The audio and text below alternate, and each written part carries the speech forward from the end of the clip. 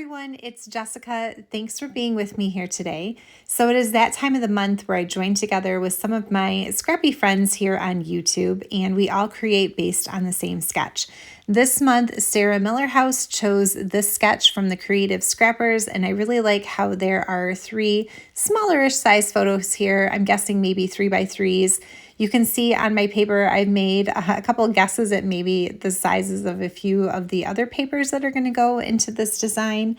And so I've also pulled together a couple of photos here. So for our theme this month, not only the sketch, but the theme, Sarah said to do a special moment. So I actually happen to have 3 photos of my daughter walking the halls at the high school. She's a freshman this year. And so this was, before school started, when we were walking around trying to find her classes and her schedule and just practicing over and over again. So the school actually has a lot of really bright colors in the hallway, and I pulled out my March subscription from Hip Kit Club because I thought that the colors worked really well. So I've gone ahead and cut my papers down, matted my photos on some really pretty blue cardstock that went with my kit. And now I'm just kind of down to that last piece, which is the circle. Now I had pulled a bunch of scraps of paper out of that kit to use for the other papers that I had layered up here. And I really wanted to use this little scrap of floral paper that I had left for the circle. But I could tell right away that it was just not going to be a big enough piece of paper to cut for right there. So we went digging back through my kit to see if I had any other floral papers that were still full size or bigger scraps. And I still had this 12x12, but it's not the one I wanted to use. I like this floral paper. It's got the blues in it that matches my photo mats on my paper or my pictures. So what I decided to do, since I didn't even have a die cut big enough for the circle that I needed, I just used the lid of something and traced a circle, and I ended up not making it a full-size circle. I figure according to that sketch, it gets tucked behind the photos anyway. You're not going to see most of it. So I just kind of had a flat edge on the bottom, and then I put it right up next to this little strip of paper here that's going to get cut into a pennant banner. And it's just going to kind of maybe look like the rest of the circle goes behind that piece of paper. So that's how I made the sketch work for the scraps that I had sitting in my kit. So in order to make sure that this pennant banner gets cut evenly on both sides, I just did a very gentle bend in my paper so that I could cut up the middle simultaneously on both pieces and then from end to end. And then a couple other things I'm going to do to prep my pieces. I am going to edge distress my circle and then ink distress the papers in some coordinating colors. Now I thought it would be easy to glue all of that layering together along with the photos so I can move it as one piece before gluing it down to my base page. Every month after we do this Sketch Hop challenge, that I'm watching everybody else's videos, I am always in awe at some of the ladies and their use of mixed media. And they just do the most incredible things with like shimmers paints and distress oxide inks and things like that. And I was feeling a little bit too rushed for time to go digging through my distress oxide ink. So I thought, I'll just keep it simple. I'm going to do a little bit of ink blending before I glue this down to my base page. That's fast and it's easy, and I think it'll still kind of achieve that same sort of look that the other girls do that I really admire and always wish that I had done on my own projects. So I just grabbed like a yellowish orange ink from my stash, and I'm using a blending brush and just putting a wash of color behind my paper layers here. Then I'm trying something that's new to me. This is not usually how I add splatters, but I just took my ink pad and, pushed it down onto my acrylic block there and added a little spritz of water. And then I thought, well, I probably should have had my paintbrush ready to go here. I had to go digging for one. And then I'm just flicking the edge of my paintbrush off of the edge of the acrylic block. Normally, I kind of just swirl my paintbrush in it and then I tap my brush, but this flicking really did make some nice small splatters. And then when I was all done, I went back to my usual method, and I wish that I hadn't, because right here, I accidentally tapped it down onto the page and I kind of left a big mark on there that I really don't like because everything else was such fine little splatters. So later you're going to see I'm trying really hard to find an embellishment piece that I can put right over that one darker spot that really stands out to me. It doesn't look as bad here on the video, but in person it was making me crazy.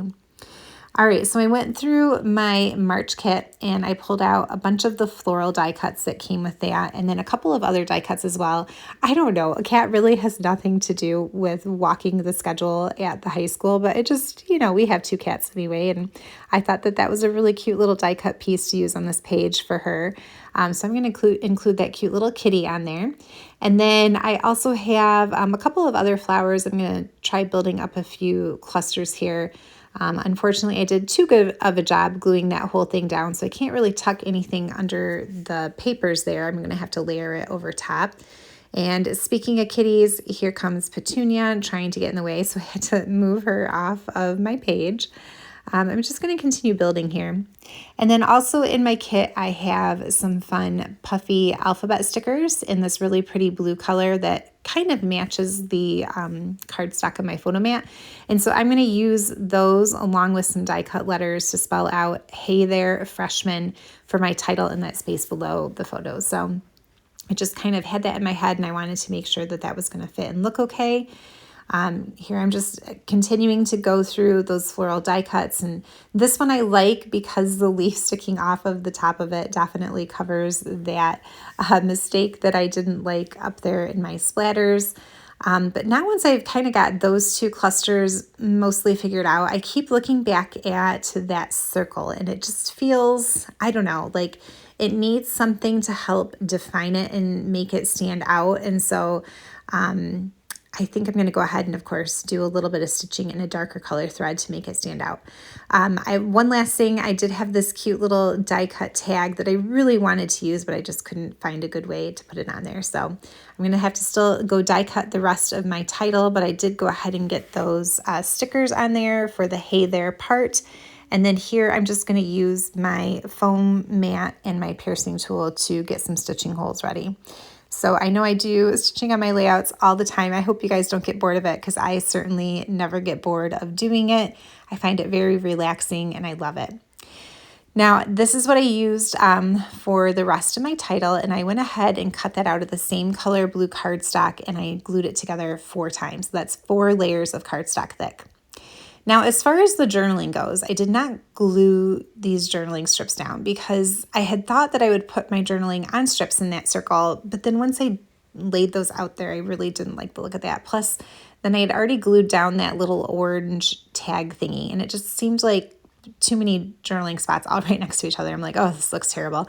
But then before the circle didn't stand out enough, it wasn't defined. Now I almost feel like it's defined too much. When I did my stitching on there, I used all 6 strands of some DMC embroidery floss, and I did a chain link stitch. So it really has quite a bit of bulk to it. And even though it took me a little bit of time, I'm not loving it. And so I'm going to kind of leave this for now, and I'm trying to maybe put another smaller floral cluster right there in the corner of that circle. Not that circle has a corner, but that corner there, to see if that helps to distract it a little bit. And I'll kind of leave those there for a minute and come back to them, put them on, take them off, put them on, take them off. I end up moving those 2 flowers and just leaving it. In the meantime, while I'm contemplating that, I am adding a few little puffy stickers to some of my clusters. But what I end up deciding to do off camera after I slept on it and I came back the next day is I actually cut out that stitching. I used my scissors and I just kind of slid it underneath the stitches, cut the thread all the way around, pulled it all out. It was a little bit painful. I'm like, oh my gosh, what a waste of time, Jessica. I can't believe you're this fussy in doing this. But I really didn't like that bulky chain link stitch there. The circle just didn't look right. So I'm going to take these flower die cuts off. And then what I do is I just do a regular back stitch on that circle, and it makes it much thinner. You'll see in the close-ups here at the end how the circle ends up looking, I hope, much better than it does here. So I'm just going to leave those off. I'm going to keep it a little bit plainer. And then I'm looking back at the sketch. I didn't end up doing those triangles that go down, vertically, or even the little arrow pieces that run horizontally. But I think otherwise I kind of followed most of the layers of the papers that are shown on there. And yeah, this one, it was really pretty and perfect for the photos that I had to use. And like I said, I just like how colorful the lockers in the hallways are. It's definitely an older high school, and I like how they've just kind of embraced the fact that it's not new. So we're going to have really brightly painted lockers and things in the walls and stuff like that. So definitely made for some fun pictures to scrapbook. And she didn't get lost. I got lost helping her walk around, but she figured out where she was going, and she said now that school has started, she's never gotten lost once. So I guess it worked. You can see there that thinner stitching that I had done on the circle. I did also use my shimmer brush to add a little bit of shimmer to a couple of different pieces. So make sure you check out the description box down below. I'll leave a playlist for all of the videos for the ladies who are playing along. Thank you for being here with me today, and happy crafting. See you next time.